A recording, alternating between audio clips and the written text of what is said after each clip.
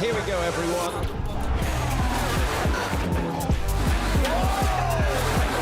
This is Formula One.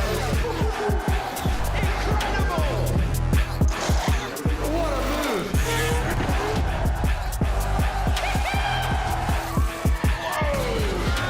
Chaos. And he's done it! It's a moment I will never ever forget.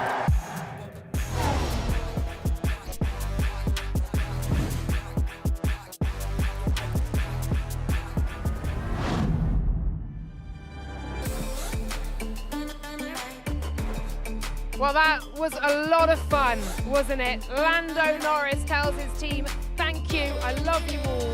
The car was unbelievable today. He's done it, his first as a world champion. It's taken a little bit longer than he'd have liked, hasn't it? But Lando Norris raises his arms in the air in victory once again, and for the first time this season. Somehow Max Verstappen ended up P2. He's not even sure how. Kimi Antonelli extends his lead in the world standings. Welcome to the paddock after that one. A lot of fun was had in that Hungarian Grand Prix. Strategy, tactics, wheel-to-wheel racing, and a backmarker getting in the way. Plus reliability concerns once again. It had just about everything, didn't it? James Hinchcliffe and Juan Pablo Montoya are here to discuss it all.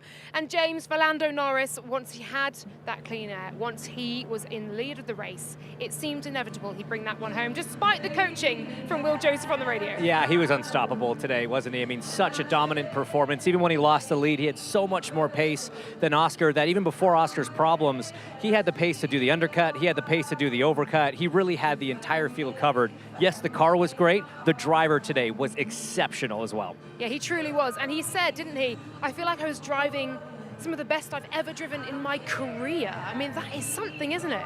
Yeah, I think he made a mistake in lap 1 on turn 2. And Oscar was doing what he needed to do. I think in the mediums, I think it was very close between them. But when they went to the hard tire, Oscar was just not comfortable with the car. I think the crazy thing is, if Oscar doesn't have the issue, I think Lando would have come out behind. And the question is, we would have seen any papaya rules? They would have gone. I think I would have seen some papaya rules. I don't think they would have let them race. If they would have been winning a lot of races this year, they would have gone, go for it. I think they would have gone, hey, this is our first one of the year, be careful, let's be smart, let's take it home. But, you know, the way it played out, it worked into his hands, and, you know, they worked. I was surprised, and I think it was good for McLaren to react to Oscar's problems straight away and put Lando in a good position. But, you know, if you're on Oscar's side, you've got to say, you know, had an issue, give me a lap at least to recover. But it was good. He was, as Hinch said, he was strong all day. He did what they needed to do.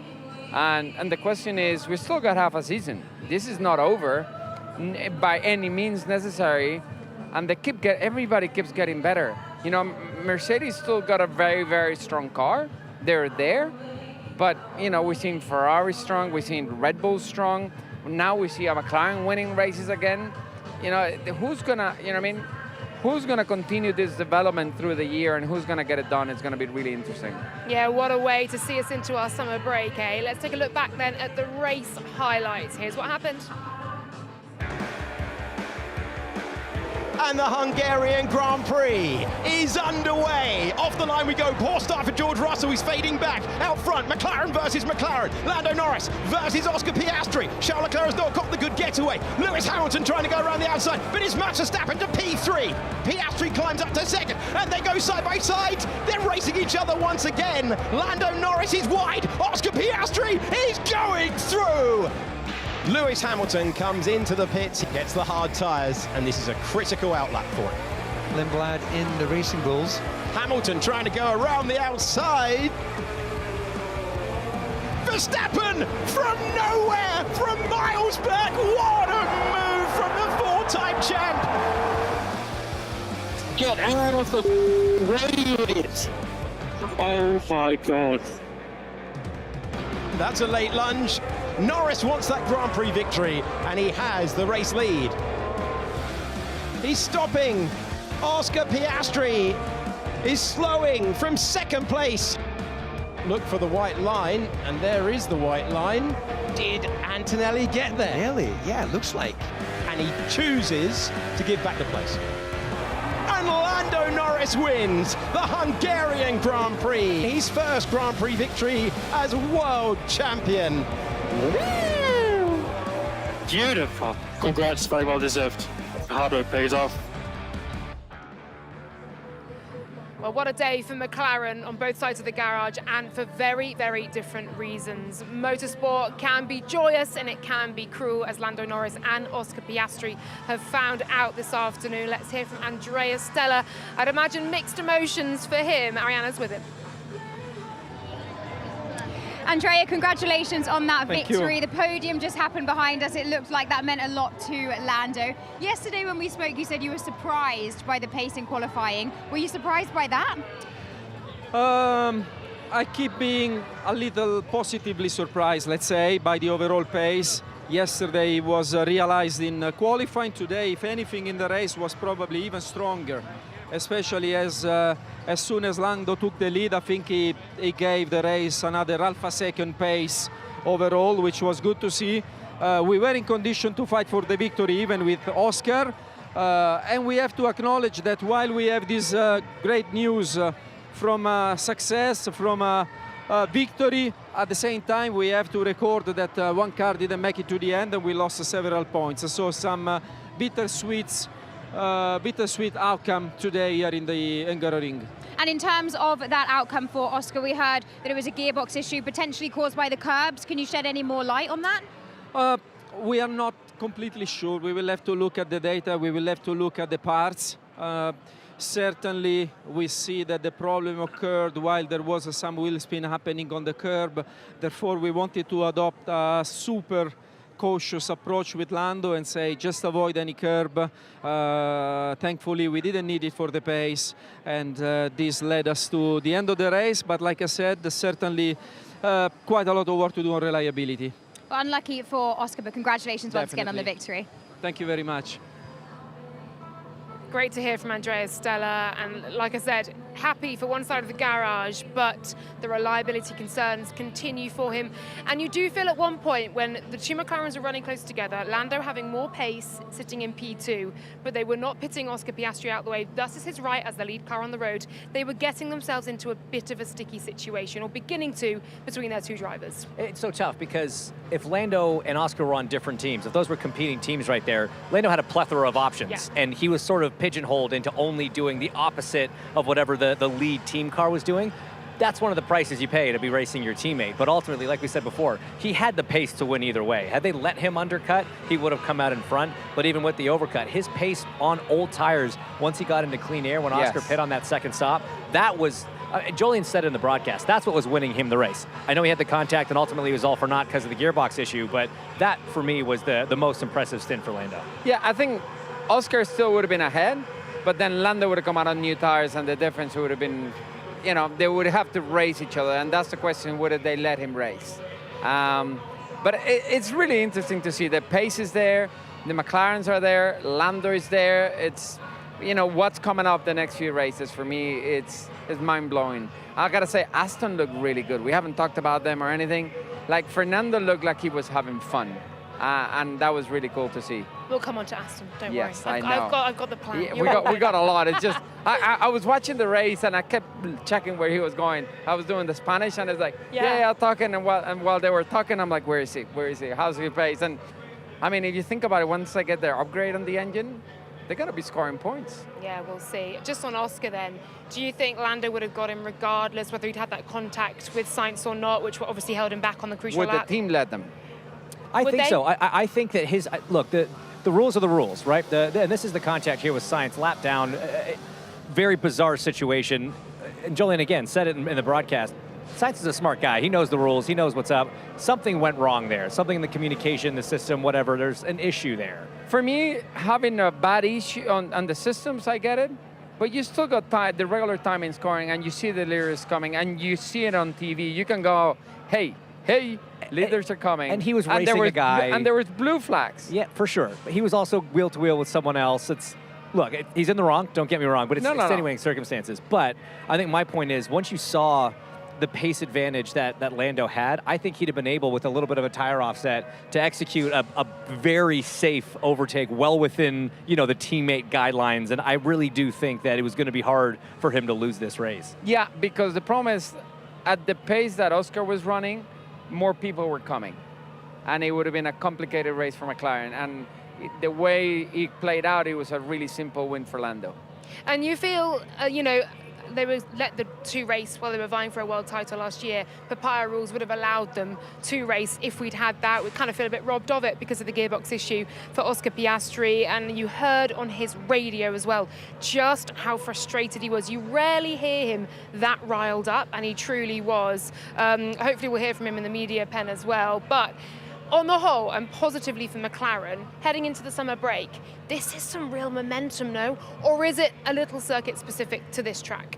No, I think it's real momentum because if you look at Spa, they were good in practice and they went to qualifying, they were competitive in qualifying. You look at Lando's pace again in Spa, if he would have maintained the position without the penalty, he would have been there. I'm pretty sure he had a shot at it. So coming here with the upgrades and being this good, if you look at everybody else, you've been looking, oh my God. Lando's exceptionally good here, always has been. He even said it in Parc Fermé. This is kind of one of his best tracks statistically. So there is a Lando element there. But even when Oscar was struggling, they were still ahead of everybody else. It's not like the Ferraris were really dragging them in or Max was dragging them in. So I do think the pace is legitimate. And we know now that this is not the end of this upgrade package. There is more coming still. So, more performance coming out of the car, team getting a little bit better. They're clearly understanding the Mercedes power unit better. And so as we go to Monza, to Baku coming up, I don't think that Mercedes are going to have as big an advantage at those types of racetracks with the long straights as they had at the beginning, because they do have the same tool in the back of the car, and now McLaren's just getting a little bit more experience on how to get the best out of it. Yeah, absolutely. McLaren, pace on one side, reliability woes on the other. Ultimately, though, is it positive looking ahead to the rest of the season? We've got more analysis coming very soon from here at Hungary. Let's have a look at the championship standings then after 11 rounds in 2026. Kimi Antonelli out front, extending his lead over Lewis Hamilton and George Russell. Next up, Charles Leclerc. Our winner today, Lando Norris, and then it's Verstappen, Piastri, Hadjar, Lawson, and Pierre Gasly completes the top 10. Arvid Lindblad back in the points today. He's on 23 for the season. Then it's Colapinto, Behrman, Bortoleto missed out by 9/10 of a second across the line. And then it was Sainz, Albon, Ocon, Hulkenberg, Alonso, and Stroll. Hulkenberg's first points of the season. Bottas in 21st and Perez in 22nd. To the constructors' standings now, where Mercedes remain out front, ahead of Ferrari and McLaren. Red Bull in 4th. Up to 5th go Racing Bulls, ahead of Alpine. And then it's Haas, Audi now ahead of Williams, and Aston Martin in 10th, ahead of Cadillac, yet to trouble the scorers. It's been a great first half of the season. 5 different Grand Prix winners. Lando Norris adding his name to that list today. Plenty of entertainment and so much more to come for the rest of the campaign. It has been a brilliant weekend of racing in Budapest. There is so much more of the post show to come your way. More analysis now as we send it back to Laura.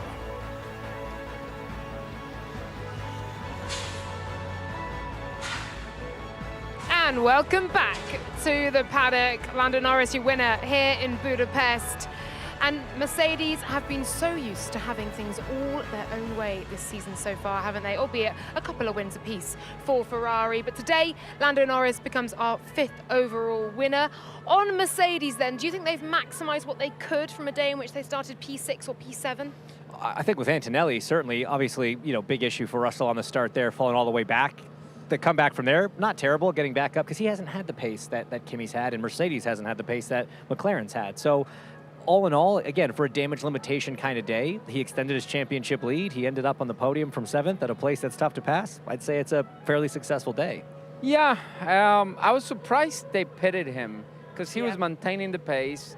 And worst case scenario, he was going to finish where he finished. I mean, I'm with you. And even he was saying it on the radio. it's like, what are we doing? And then they stopped George. That George has stopped 10 laps later, and you got 15 laps to go, and you know the tires can do 10 more laps because Kimi's done it. Why are we going to lose a position to Hadjar? But you know, I mean, they have their reasons, they have the strategy, and that's why they played, and it worked. I mean, with the safety car, ended up working out well. On the other side, George, I don't know if he went too low or it was a setting they had, but he got into anti-stall on the start. Basically, they're not expecting as much grip, and when he dropped the clutch, the revs get to a point that is so low that the engine says, "Oh, I'm going to stop." So the clutch engages, and that's a killer. If you do that on a start, you're dead. And it's crazy because he reacts really quick and he gets going, and by the time he got to the braking zone, he was dead last. It's like, yeah, I was watching it. I'm like, look at it. It's just painful. You're going through the gears. I'm like, oh my God. And he did what he needed to do. He got back into the points. He executed well. He had a quiet race, and he did really good passes coming through the field. He didn't take a lot of time, but the problem is by the time you make it through the midfield to the fast cars, you're 20, 30 seconds off. Yeah, George Russell, P7 today, he's now 59 points behind his teammate Kimi Antonelli. And on Kimi, yes, ultimately it worked out with the VSC because others pitted and he stayed out and managed to get ahead of them. And I appreciate you don't have simulation tools in front of you to work this out. I'm sure people will in the weeks to come. What would have happened though if Kimi had stayed out 2 extra laps and pitted under VSC? Oh, it would have been money. But I mean, it would have been I don't think it would have been Lando. No, but he would have been Max easily. Yeah, because the stop on the green is 20 seconds, and it's a 10 second. Yeah, it's like a 10 or 12 second offset, and he was like 6 or 8 seconds behind Max, so he would have been the other way around. Yeah, and Kimi was calling it, wasn't he? Saying, I can stay out. These tyres are good. I don't want to come in. Mercedes ultimately bringing him in just a couple of laps before that VSC came out. Ultimately, Kimi Antonelli, despite that battle with Lewis Hamilton, and Hamilton then obviously getting that 5-second penalty, which took the sting out of it, finishing P3 behind Max Verstappen in P2. And considering I don't think he had a positive word to say about his car all weekend, that is a mighty result. Let's hear from him. Hey Max, well, considering how bad the car was to drive by the sounds of it, P2's not bad, is it? Yeah. Yeah. I mean, it was very tough out there. I think the start and the first lap in general to gain a position, and then I could keep the Ferraris behind for a while. Then of course we got undercut because they were on the soft. Managed to jump ahead of Lewis again, which I think was very critical in that stint. But on the hard tire also, just struggling a lot with basically the same things as yesterday, with like a lot of instability. So it was really like a survival out there to try and just keep it together. And then long stint on the soft at the end, and I saw the VSC of course coming. I was like, oh my God, not again. But we hung in there, and of course to hang on to second for us was a really, really strong result. So what's the mindset heading into the summer? Because you really made the best of a bad situation today, didn't you, really? Yeah, I mean, still, of course, for us, a lot of things to work on, so that's what we'll try to do. Right, thanks, Max. Oh, it's not where he wants to end up, but somehow the 4-time world champion finds a way, doesn't he, to turn a horrible weekend, in which I think he said that pretty much over the radio. He said his downshifts were awful. He said the car was broken aerodynamically, hating pretty much every minute. Even the dampers. He said the dampers were broken, that like this dampers failed. But I think they need to fail more often because the car got quicker. I mean, if you look at his pace, I think that when they're full of fuel, the car is not as good. And you could see the difference with the McLarens and how quick the Ferraris were at the beginning. He was struggling. But as the fuel load comes off that car, that becomes alive and it becomes a really competitive car. But it's just so fascinating to see because that was the 4th quickest car. There's no doubt about it, right? Yeah. I mean, he got helped out a little bit in qualifying because of the penalty, so he started on the 2nd row. Was able to get ahead of the Ferraris. The fact that he could keep them behind him when he was struggling with the car on higher fuel like that, absolutely unbelievable. It's just so quintessentially Max Verstappen. But even he, I think, Max is here to win. He had a smile on his face, in Parc Fermé. He was happy. He was really happy with that P2. That was hard-earned, but it was a very impressive effort from him. Can I just add that we were saying it's difficult to overtake here at the Hungaroring. Oh. I think Max Verstappen heard that and thought, I'm going to do Hold one of my the beer. One, best overtakes you'll ever see. Not just here in F1 on Lewis Hamilton. Mighty. And then Lewis Hamilton himself on Lindblad as well. There were some great moves on track. Yeah. I mean, these cars are racing so well. You know, this new generation, this new race set is giving the drivers that feel again, that racy feel. The cars are moving around. You can see it when you're trackside. They look They're more sliding. fun. Yeah, like you can see when they're on the limit, the car actually comes out of shape. They're sliding, the front goes, the back goes. They're hustling the car. And that for a fan, and when you're watching it on TV, it's like you can see what's happening. You know what I mean? That people might say, oh, you know, they run out of energy, this and that, but it creates great racing. I absolutely loved Kimi Antonelli's reaction. Did you mean to do that? Yeah, he did, Kimi. That's how it's done. I agree with that. I'm not sure he did. The 2-for-1, I think he wanted to go deep to make sure he passed one, but when he got there, I was like, oh, thank you. Goes to show the fight he's got, though. When he's not happy, he can still maximise absolutely everything. The maximum today, P2. Well, Lewis Hamilton, who you just saw overtaken there, he performed some of his own heroics out on track, but ultimately P5 after another penalty for him. Let's hear from the 7-time champ. Lewis, you've been fast all weekend. It felt like nothing really went your way today. Just talk me through how you're feeling right now that it didn't quite work out. Yeah, obviously frustrated, disappointed to come away with so little. Given the car was good, the team did a great job, but ultimately these last few races have been costly with mistakes from myself. So. But in terms of just looking at the bigger picture, it has been a better first half of the season, hasn't it? So can you head into the summer break with lots to work on? It's been okay. It's not been perfect from my side, so I really got to work hard to try to figure out how I can do better in the second half. Thanks, Lewis. Oh, a dejected Lewis Hamilton amidst a season of resurgence.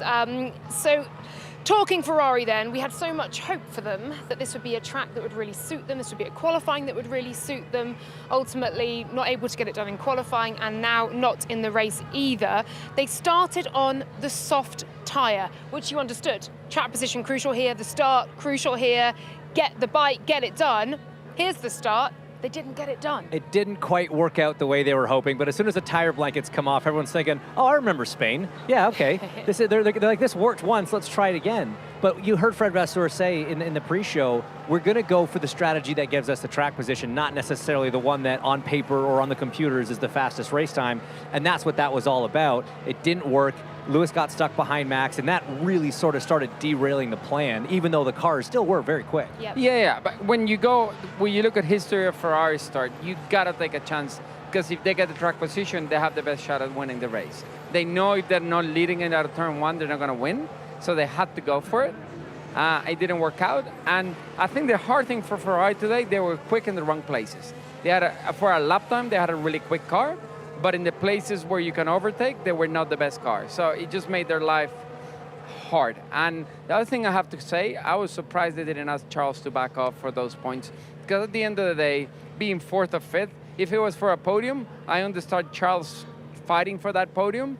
But if it's 4 points and Lewis in the position that is in the championship, I would, if I was Ferrari, I would ask Charles to back off a second or something. Yeah, this is my next question. Should Ferrari have done that? And is it too early in the season, though, to start favouring one driver? But it's not a win. It's a couple of points that it wouldn't change a lot of championship for Charles.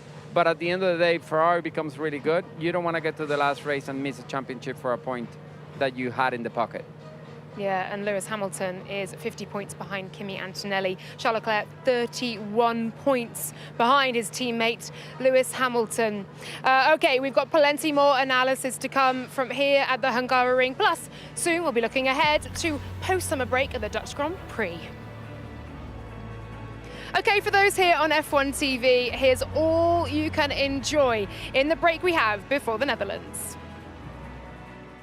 This is an extraordinary location. Espen! Hello! Thanks for having me around. I only recently moved to this place. Such a lovely place that you've got. You can be my tour guide today, mate. Yep. What a part of the world to live in. Yeah, it's pretty cool.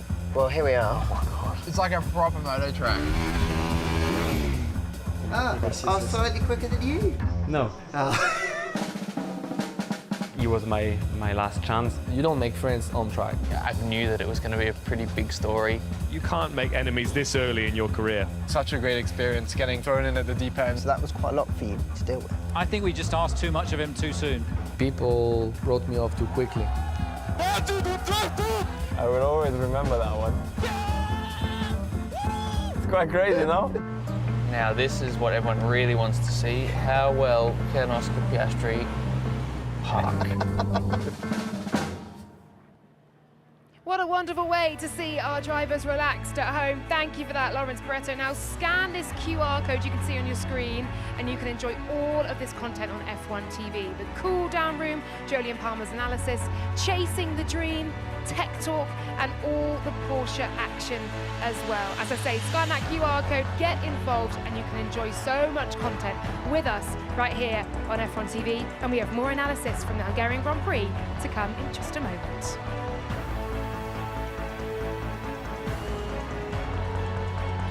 And welcome back to us here in the paddock. Now, Juan Pablo, you mentioned Aston Martin at the very start. I told you there was a plan. We're going to talk about them right now. Oh my God. I know, here we go. I've written down here green shoots for the green cars.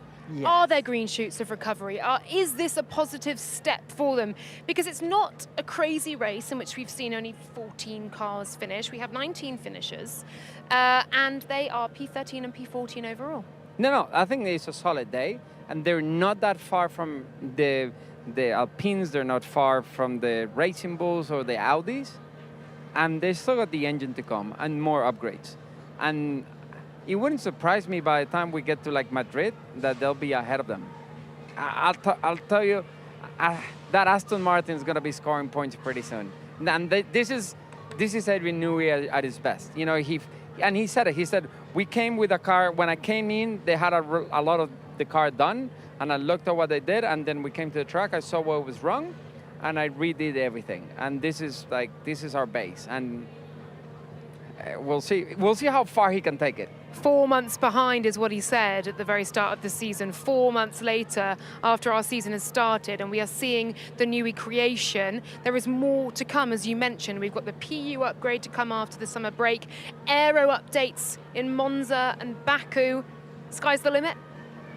I mean, look, if you want to look at history, you want to look at the statistics, there's nobody better at this than Adrian Newey. And this is what Lawrence Stroll set out to achieve. This was the dream team he wanted. He went after the best in the business. You know, Honda obviously got off on the wrong foot with these rules. They've got an upgrade coming. We know how capable that group is. They won a lot of championships and recently. So yeah, I mean, rough start, certainly, but I mean, the patience and the hard work could potentially pay off. I don't disagree. I think they could be regular point scorers by the end of the season. And if you look at Fernandez after a race like today, he's going to be excited. Well, he's going to be so much more excited because the beginning's so bad. He's probably never been happier to be 13th it's like or whatever. This result for him is like a podium. Right, He's probably there going, yes, that was awesome. We can't wait for the engine.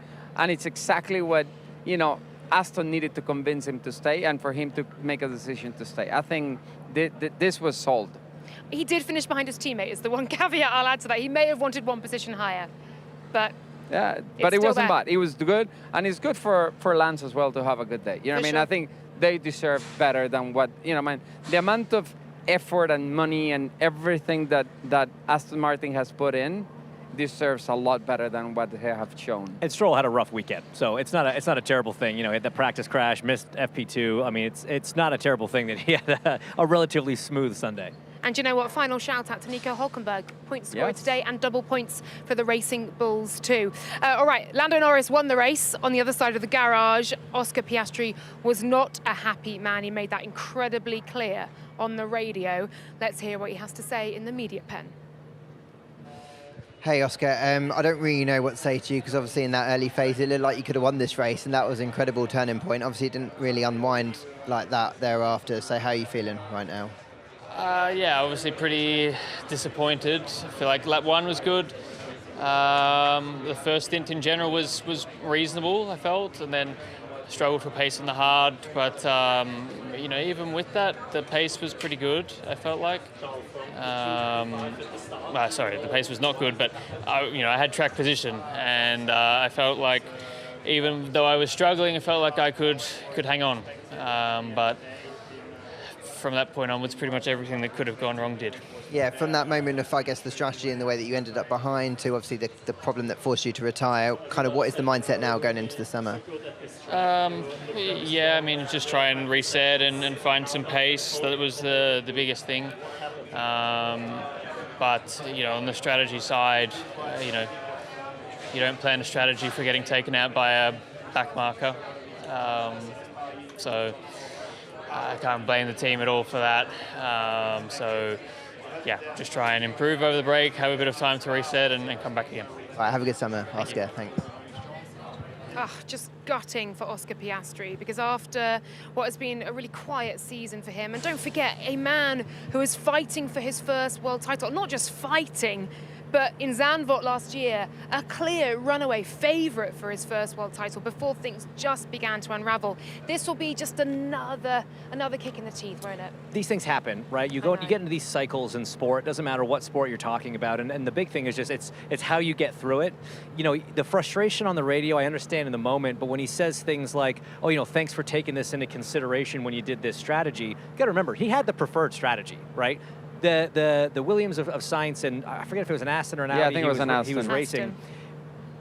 They were racing each other, right? So on the pit wall, you don't know how much time they're going to lose battling each other. So when you're looking at where your car's going to come out on track, it would have been very hard for them to discern that Oscar was going to come out right in the thick of that battle. So I don't think it's fair to put that on the team. I think he'll look at that now and, you know, maybe look at it a little bit differently than he did in the car in the moment, which is easy to do. We've both been there. But he had the preferred strategy because he did do a great job on lap one. He was holding him off. You think to last year, you know, Oscar was actually the quicker car at the end of the race, and Lando had to do that job of holding him off on the old tires, and he did. It can be done here. Again, we already talked about, I still think Lando was going to get him, but at least it would have been great to have him have the shot. I don't think the team did him wrong. I think it was bad luck. The Sainz thing was bad luck, and ultimately it was all for naught because the car retired. Yeah, gutting for Oscar Piastri. Onwards and upwards, though, to the remainder of the season after the summer break. For Kimi Antonelli, yes, not the victory, but I think from his starting position, he'll be pleased with this one. He's extended his lead in the World Championship, and he'll head to the summer break a very happy, confident young man. Let's hear from him. Well, Kimi, a heck of a fight back out there. Just how pleased are you with the way that you were able to salvage a really good result from where you were starting? Yeah, it was a tough race. We struggled a little bit with the deck, but the conditions were difficult for everyone. It was very hot, track was very slippery, and it was really easy to go over the limit of the tire. And but initially I wanted to go for one stop, but then the team said we're not sure about tire life, so we better box. And yeah, then obviously the VC came out and found myself the two Ferrari right behind, and yeah, it was not easy to hold on. So as you head into the summer break, I think you're on a run of 9 podiums and 11 races. It feels like you've driven well at every race weekend. So what's the mindset heading into the summer? Yeah, I mean, now need to switch off, really recharge the mind and the body, because it's been a very intense first half since pre-season. So need rest now, and need to be back stronger, because it's going to be a very intense second half. Well, have a great break. Thanks, Kimi. Well, 50 points over Lewis Hamilton, 59 over his teammate George Russell. Kimi Antonelli, I think, may have a good summer ahead of course, the Dutch Grand Prix next up. Welcome to the Netherlands, the unique F1 venue. This is Zandvoort one last time. The Dutch Grand Prix is underway. Max Verstappen nearly dropping the car. That is what hunger looks like. What a beautiful spot for a racetrack. And barging through is Charles Leclerc. Wow. The crowd love it. Welcome to the Dutch Grand Prix. What a Grand Prix we have witnessed. Mega weekend. Oh, what a race to bring us back from the summer break. We head to the beach. I cannot wait for the Dutch Grand Prix. Let's take a look at the schedule, shall we? Here it is, and guess what? It's a sprint weekend. So you have your weekend warm-up coming at 4:30 p.m. on the Thursday. Then Friday we have the 1 hour of practice building up to that at 12:10. Sprint qualifying starts at 4:10 for all of your build-up and coverage. And then Saturday, the pre-sprint show at 11:15 will be on the grid ahead of the sprint itself at midday and the post-sprint show after the podium. The pre-qualifying show comes to you at 3:25, qualifying at 4 p.m. and the post-qualifying show straight after that fight for pole, and that's the Grand Prix pole. That qualifying sets the grid for Sunday. 10 to 2 for your pre-race show, a 3 p.m. start for the Dutch Grand Prix, our first race back from the summer break, and the post-race show immediately after all the action. Oh, I can't wait for that one. And in just a moment, we'll be building up to the Dutch Grand Prix.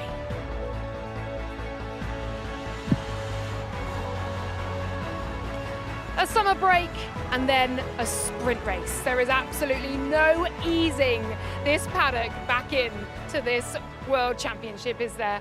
And don't forget, of course, we've had another race added to the calendar as well, that October 4th weekend. The Bahrain Grand Prix. Exactly. The Bahrain Grand Prix will be held in Malaysia, a brilliant collaboration to ensure that we do see another race this season. So the Bahrain Grand Prix will be held in Malaysia. It'll be my first time going there, and I've heard so many good things about that track.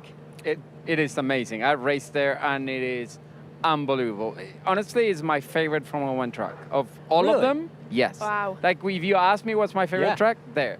You need to be extra brave to go be fast there. It's not, because the high-speed corners are not flat, but they're just about that if you think you're brave enough or stupid enough to try them. And a lot of times I made it through, and a lot of times I went off there.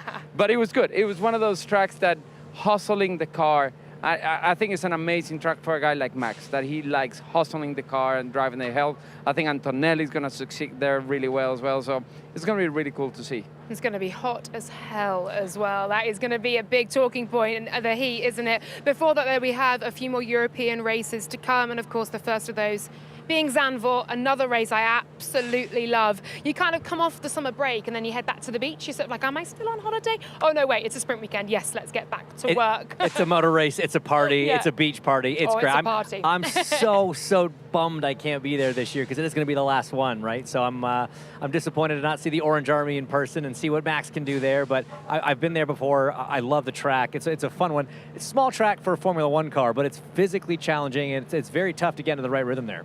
It is weird because it's not really that small. It's a long circuit, but it's got not a lot of runoff areas, so it's really hard to commit. And I think on last year's car was easy to commit.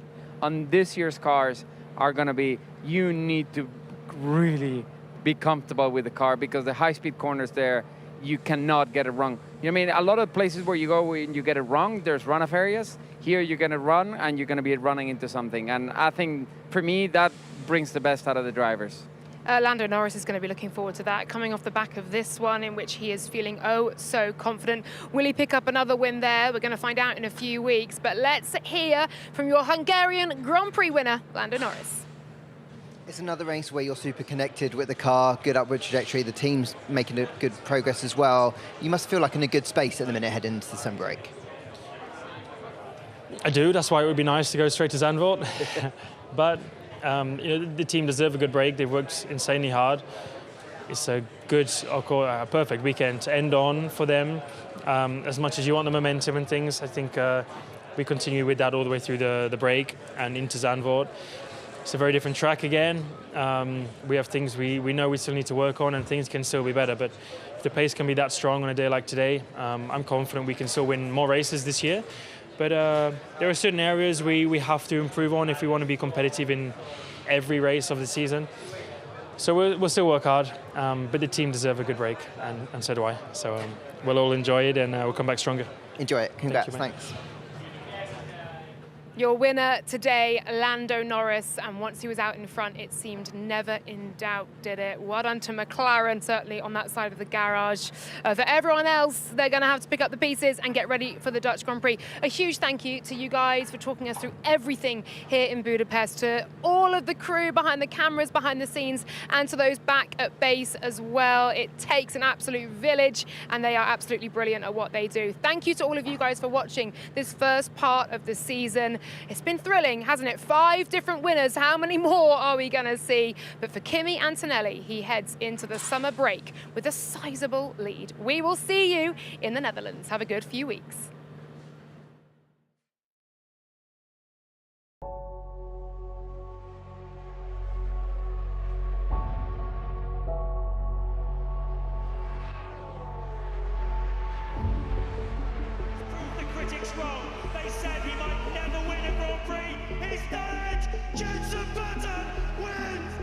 Just won the Hungarian Grand Prix. Lando Norris wins the Hungarian Grand Prix. The Hungaroring, a symbol of Formula One's global heritage. Tight, twisty, technical. A circuit built on rhythm. The ultimate test of consistency. Our drivers echo legends of seasons past. Piquet, Schumacher, Alonso, Button. But every generation writes its own chapter. 22 drivers arrive with the same ambition, to master the rhythm and find perfection. Lando Norris wins the Hungarian Grand Prix.